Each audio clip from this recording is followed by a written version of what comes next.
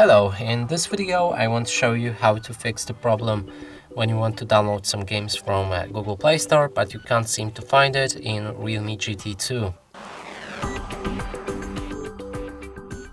So let's start with opening our Google Play Store.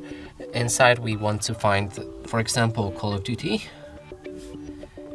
But as you can see, there's no game that we can download right here. We have this, but there's no way to click on it. Now let's check Diablo Immortal.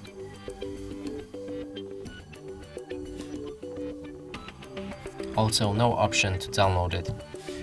And to fix this, go back, click on your profile picture right here, then head on to the settings, reveal family, enter parental controls, and either disable parental controls entirely or enter apps and games, type in your PIN code, click on OK, then again,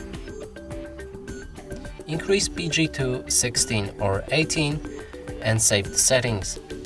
Now if you go back and look for both of the games, they are available right here and we can install them. And that's it for this video. Hope you like it. Please consider subscribing to our channel, leave a like and a comment below.